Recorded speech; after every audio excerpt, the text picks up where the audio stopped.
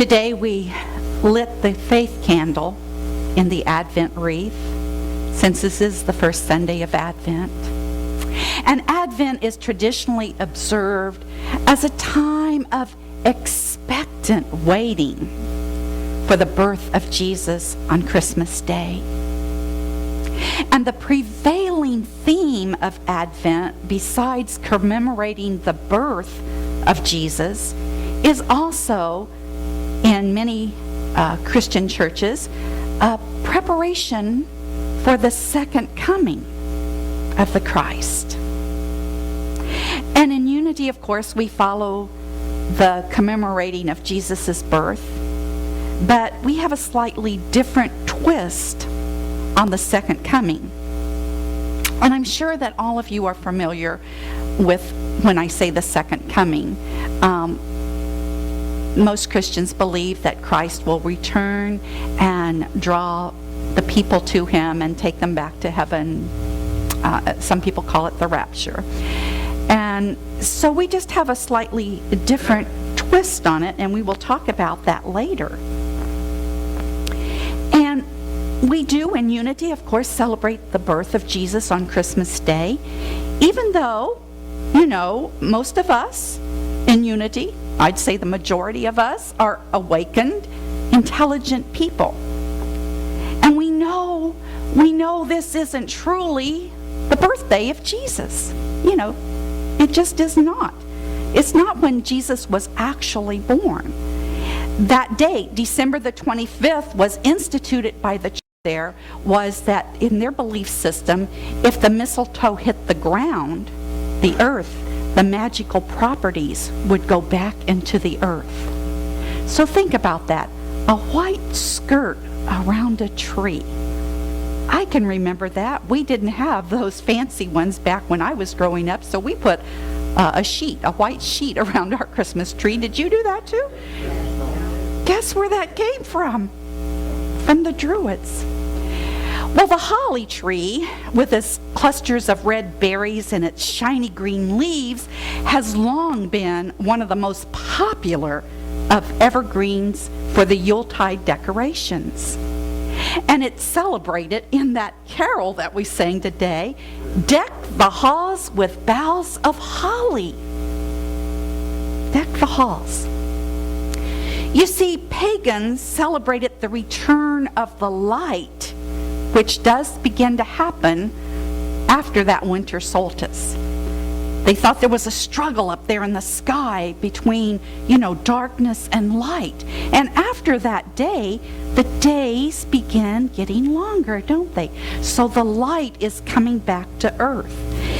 It represents, really, the sun represented the male god, and its death and the rebirth that happened when the sun came back was the birth of the divine Son, S-U-N. And isn't it ironic that we have the birth of the Son, S-O-N, on that day? Yuletide is a solar festival then in paganism, and it's celebrated by burning the Yule log with fire, of course, and the blazing log symbolizing the blazing forth of the newborn sun, S-U-N. Now, the earliest recorded evergreen ever being decorated was from the city of Riga, and it was in 1510. Now, there's other stories about how the Christmas tree came about, but this is the one that's recorded. And a group of local merchants carried an evergreen out to the marketplace, and it was all decorated up with artificial flowers. And they set that tree up, and they began dancing around it. And after they were done dancing, they set fire to it. So this was obviously a pagan ceremony at that time, and it seemed to be a combination of the idea of Christmas tree and the burning of the Yule log. But no matter where the ideas of Christmas came from, Christmas trees, Yule logs, mistletoe, we all love the glow of Christmas So we've got our own Christmas tree here, and we've got decorations, and everything. And we just love that glow about Christmas. And as we said, of course, we celebrate the birth of Jesus in unity. However, in reference to that second coming that we're talking about, we believe that the second coming is the birthing of the Christ presence that is within us. That is the big difference. Now, Reverend Michael Beckwith, who wrote Spiritual Liberation and is such a big name in our Christian movement, has something to say about the second coming. And he says, call it the second coming if you'd like to, but the truth is, it's here right now. Think about it. How can it come back if it has never gone away? The Christ intelligence interpenetrates every speck of cosmic creation and all beings. It is not the Christ that has gone away from us, but rather we have not expanded our consciousness to realize the super truth of our own Christed state of consciousness. The second coming occurs when we awaken to our own state of Christ consciousness. And isn't that in our mission and vision statement, that we are here to awaken to the Christ consciousness? The basis for all faith, no matter what your faith is, whether it's traditional Christianity, whether it's Hinduism, Buddhism, whatever, it all boils down to faith. And as we said, we did light the candle for faith this week. And every year, Unity presents a little booklet, an Advent booklet. How many of you got yours? They usually write you and say, do you want one? Oh, good. There's 4 of us that got the Advent booklet. If you call, they'll give you one. And I looked at the title, If Every Day Were Christmas. How unique is that? What did I talk about in Thanksgiving? What if every day was Thanksgiving and we gave thanks every day? What if every day was Christmas and we beheld the Christ in each other every day? Isn't that really what it's all about, people? Isn't that the whole basis of what we do here? Well, Myrtle Fillmore, our co-founder, believed in writing letters to God, just like a friend. And we'll be writing our letters to God during the Burning Bowl ceremony here in a few weeks. But they wrote a letter to God on faith, today's reading. And I just want to read a little bit of this. And it starts out, Dear God. Maybe you can write a letter to God yourself in your journals every day. Dear God, I enter into this Advent season immersed in your presence. At the beginning of this spiritual journey, my heart is filled with many feelings: faith, joy, peace, and love. And that's what we'll be lighting all this month in our Advent wreath. Throughout this season and beyond, the love in my heart and the understanding of my mind guides me in all that I do. All that I do.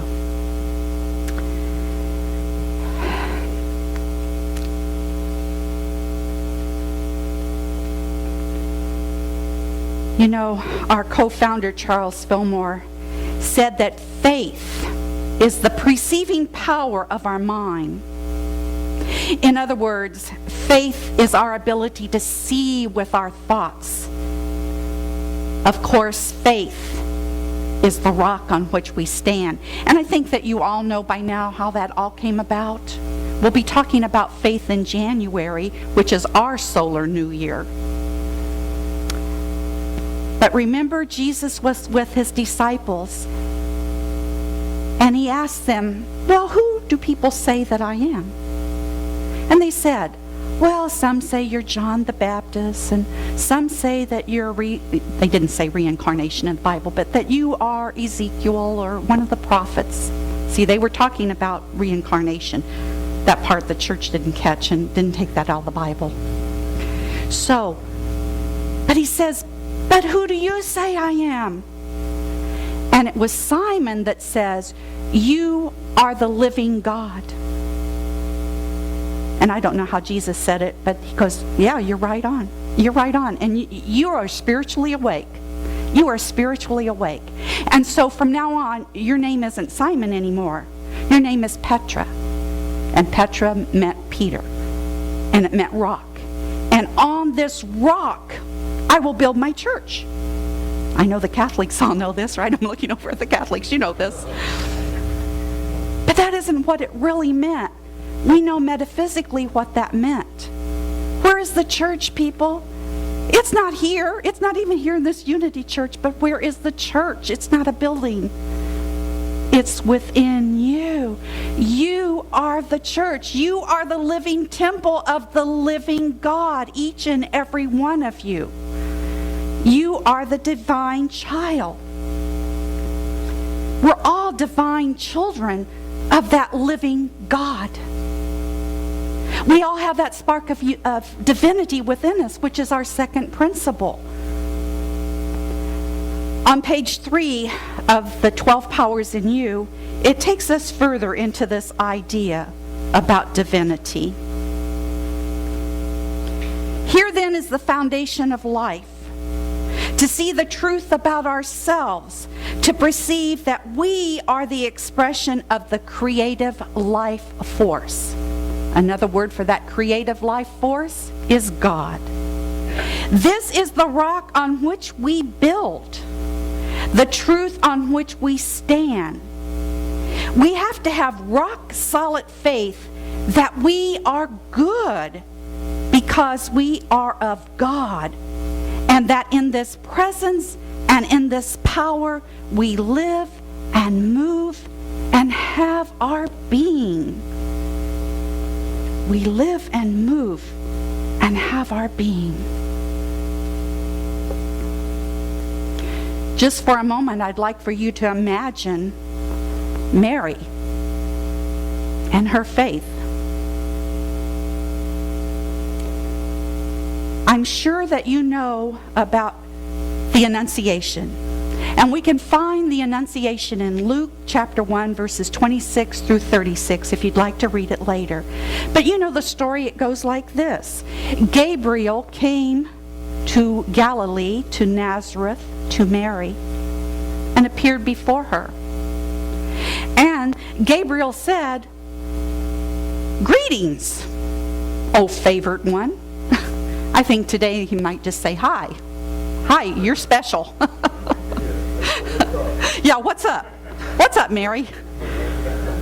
And then he goes on and says, "Don't be afraid.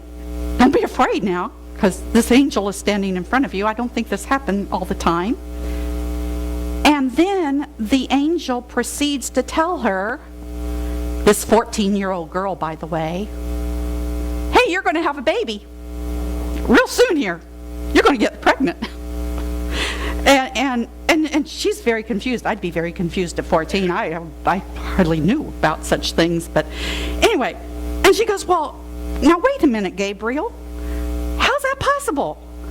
You know, I haven't been with a man, and I'm a virgin." And he goes, "Oh, well, it's very simple, Mary. You see, the power of the Most High is going to come upon you, and you're going to be with child. And then, you know, it's going to be born, and it's going to be wonderful. It's going to be called the Son of God, the Prince of Peace, and on and on and on. So you understand, Mary?" I guess she said, okay, make me a vessel. All right. So in your song, like, "Don't despair." Hey, you know what? If an angel came to me, if I was 14 and living back in that time, and the angel came to me and said, "Hey, guess what? You're going to be with child," I would be terrified. Because you know what? I know the consequences of being with child at 14 in a Jewish time 2,000 years ago. What was it? Even though she was engaged to be married to Joseph, an older man, by the way, stoned to death. And then she goes, "Well, okay, all right." Now, how many people in the village are going to believe this cockamamie story? You know? But it all worked out. It all worked out. Wow. I don't know if I'd had the faith of Mary. So with that thought about this story, and we are intelligent people sitting here, we might be saying, no, wait, is that a true story or not? You know, it's in the Bible, but is that true?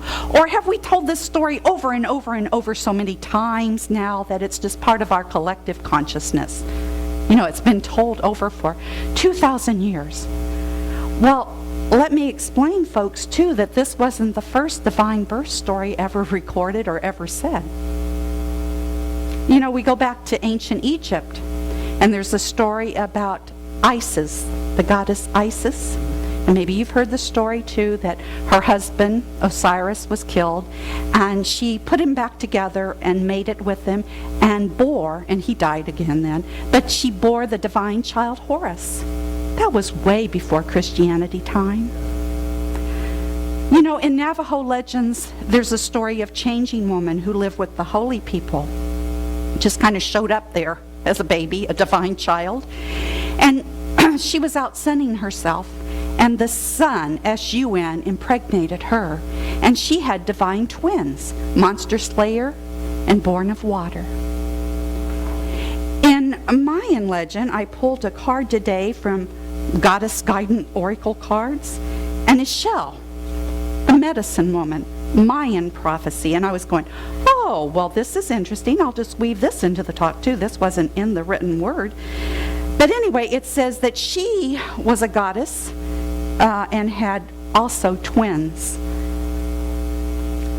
In Roman and Greek mythology, there is the story of Zeus, who had divine children, Apollo, the sun god that went across the sky, and his twin sister Artemis. So, who knows? You have to decide. And you might be saying, well, gee whiz, this has really got me all bummed out. This is the Grinch that stole Christmas, you know, like, wow, so we're steeped in paganism, and the story is just a story maybe, and, you know, it's based on other divine stories. But people, it goes deeper than that. What does it mean for us today as we sit here 20 days away from the solstice? What does it really mean? Well, in Unity, you know that we metaphysically interpret everything, don't we? And it still means, and it has meant for my 20-some years in Unity, that we're birthing the Christ consciousness. And you know, I've birthed the Christ consciousness for 20-some years now, you know, and I'm sitting there and going, yeah, I'm birthing the Christ consciousness this year. I'm going higher. I'm going to meditate more, and I'm going to pray, and I'm going to go higher. And I hope that happened.